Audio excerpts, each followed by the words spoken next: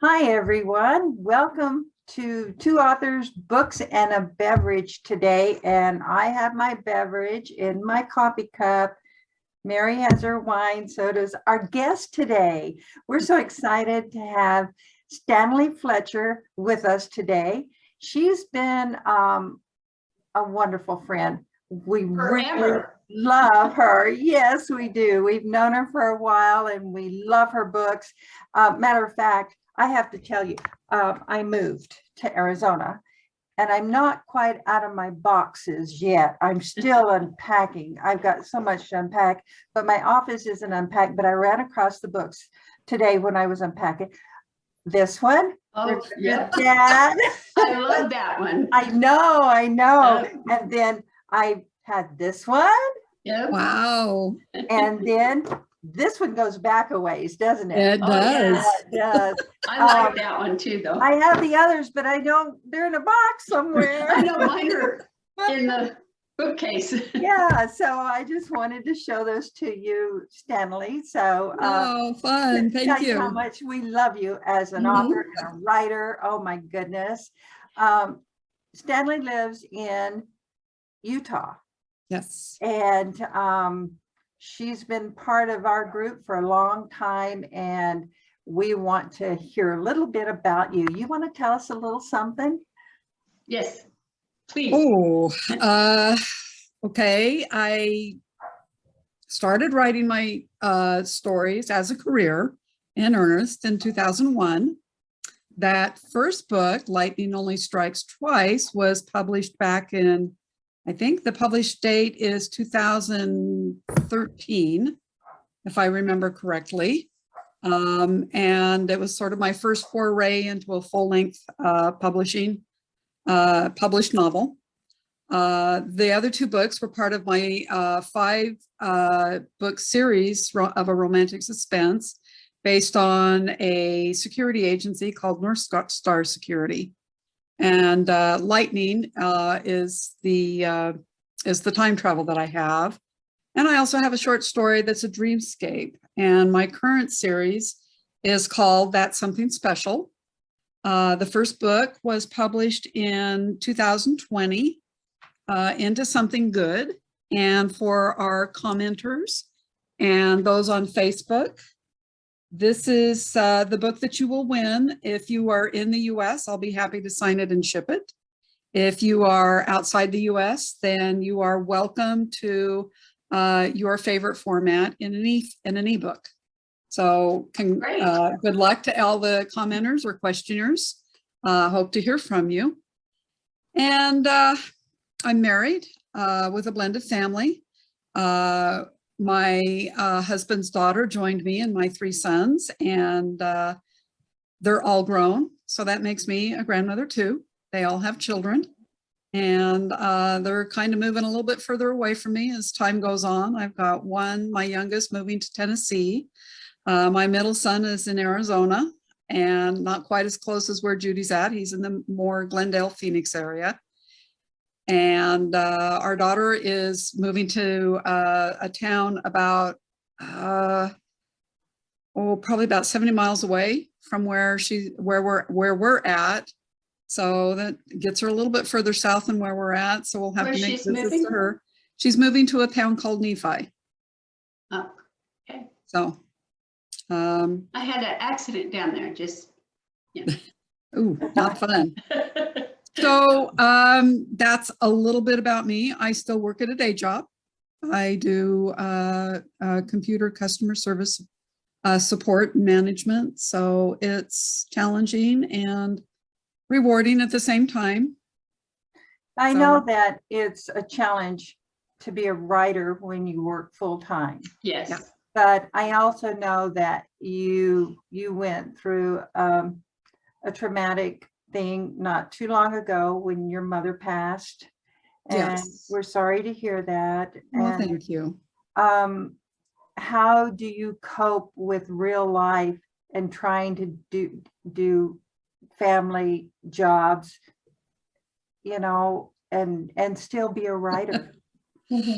It's a bit of a challenge to throw that writing into the mix, just in general, coping with life and family and the mix of things with the dynamics of different families, especially if you have grown children and you're trying to, stay in tune with what's going on in their lives. It can be a little bit emotional, depends on the family dynamic there, if there's drama or not.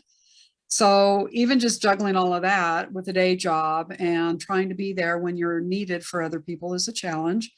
I have a few coping mechanisms that I use. One is meditation. The other one, that one stems from my years in martial arts.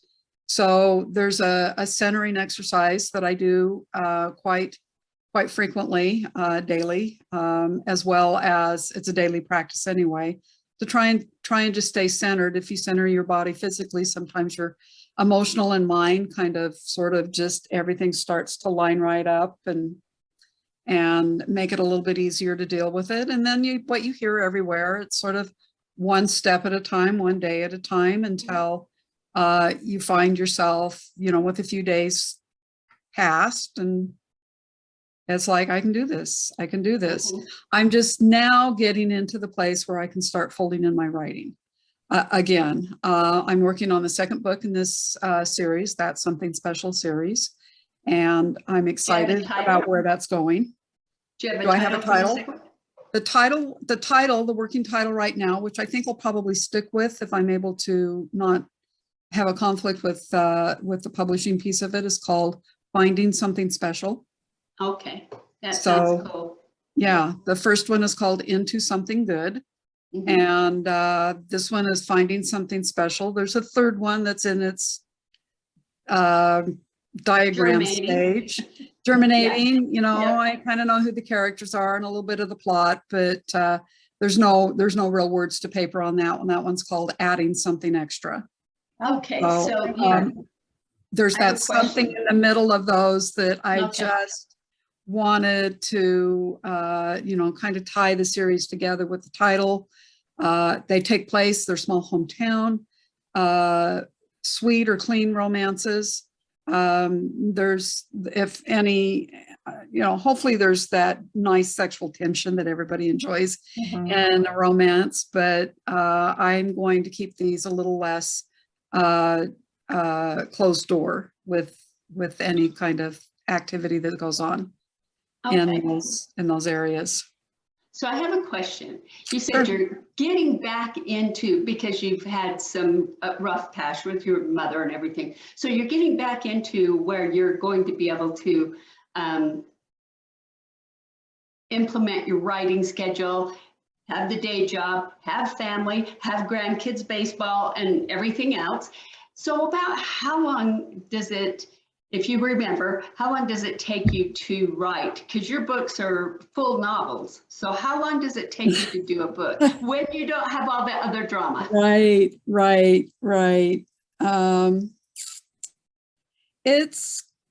It depends. When I can just focus full time on writing, even with all the activity that goes on around with that, I can usually have a book out in about a 12-month period. I don't write a whole lot faster than that, especially with the day job and family dynamics. But these last few books have taken me closer to 2-3 years. Part of it's just getting things in gear and writing, just doing the deed. I had the opportunity recently with Mary, and didn't get to have Judy because she was in her move. But during that writing retreat, I was able to pull together a number of scenes that had already been written and reformat them and put them in the areas where they needed to go within the story. Yeah. So that pushed the story along quite a bit, because I had a lot of false starts with this particular second book and where I wanted to go, who I thought the characters needed to be. And they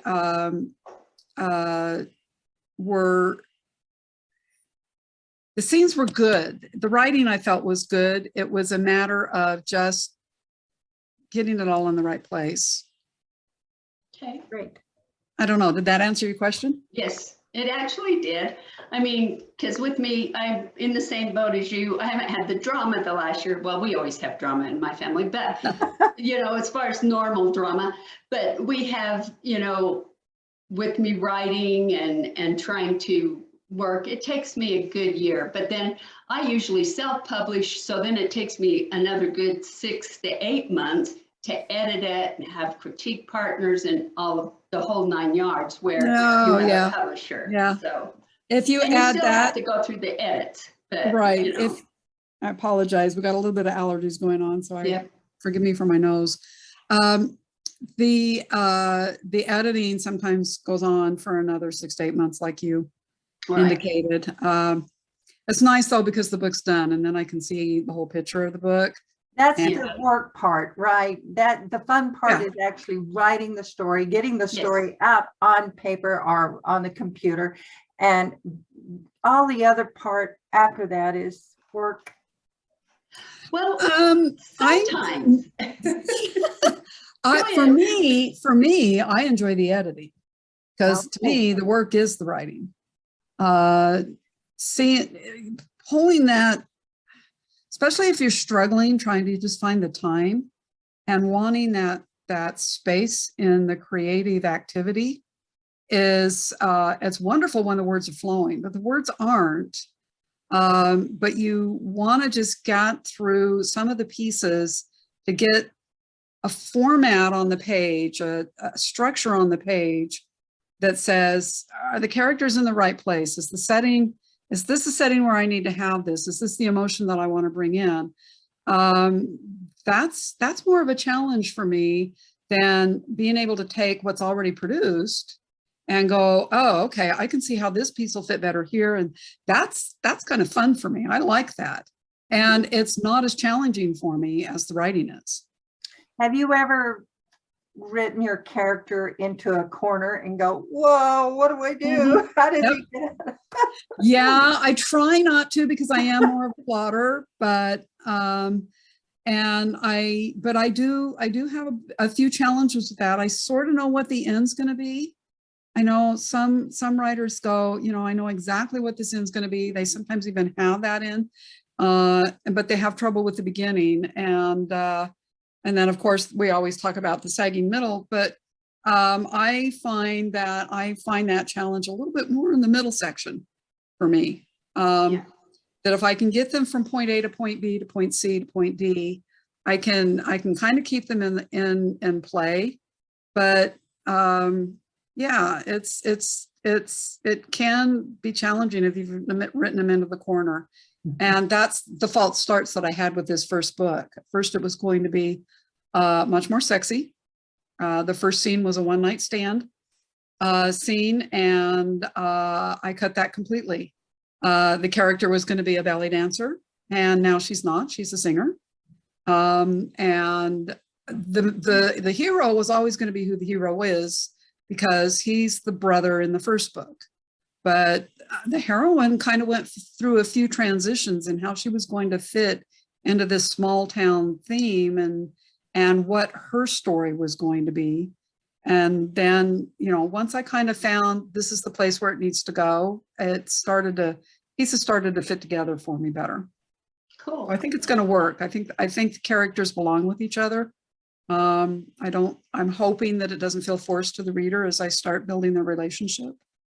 They're still in kind of the first meet stage, still getting to know you stage. So that's kind of fun and interesting waters to navigate too, even though I plot, there's the dialogue, there's the dynamics of the relationship that the characters want to take it that don't always, I won't say it won't fit the plot, but it kind of takes, sometimes it throws in I didn't think that subplot would work, and here it will, or I didn't think that part of the theme of what I wanted to do would work. And it can change, it actually can change the theme or the emotional beats of the story too, when you get in those areas. I have a question. So after you're through, you've been struggling, you write this scene and you're like done, and you sit back and go, well, I didn't see that coming. Do you ever do that? Or are you too much of a plotter? I'm enough of a plotter that the endings in my stories usually don't surprise me. That very first book that I wrote, Lightning Only Strikes Twice, that ending surprised me a little bit. Okay. There was a scene in that book that I was on a writing retreat. I wrote it about 3 a.m. by hand, and I didn't see it coming. And it was the most incredible feeling. And those are so rare for me in my writing. I'm extremely left-brained. So those bolts of inspiration, those bolts of creativity don't hit me. I logic my way through the book. I know what I like to read. I try to bring that emotional level into it. I'm not as good as it as other authors are. I'd love to have Yes, you are. the heartwarmingness, say, of Rayanne Thane, or the roller coaster ride of Kristen Higgins. Yeah. And I don't know that I bring that to my stories, but I know I have my own voice. But yeah, I've had that. I had that with that one book. Well, we have come to an end. Yeah, sorry. No, Chatted that's no, good. That's why we have you. So tell us just really fast where we can find you, and then when we get back to our group, you can post any type of links and things that you'd like. You can find me at stanleyfletcher.com. It's spelled STANALEI, Fletcher, FLETCHER.com. I'm also on Facebook. So you can Google that particular name. It's pretty unique. It's going to come up pretty much right at the top for the most part. And there will be links on the Facebook group here. And so please feel free to link into that. I'm also on Twitter. And I am also on Instagram. Not yet on TikTok, but looking at that one a little bit. Either. So more of the mainstream social media areas now. I have a blog. I'd love for you to stop by and subscribe to my blog. You don't get hit very frequently with a lot of blogs, but every now and again there's announcements and a newsletter that you're welcome to sign up, and you can find that link on my website. Okay. Well, thank you for coming. Well, thank you for having me. You bet. And now you've got the month to come and play on the group with us. Thank you for that. Thank you for that. If you wouldn't mind staying for a little bit, on the group, I'm going to have I'll be this happy to. posted, and just as soon as I can. It will probably be at least 10 minutes, but I'll get it there. Okay. You're welcome, and thank you for having me and sharing your site. I'm excited to engage with your guests. That's great. Thank you. You bet. See you. Bye. Both.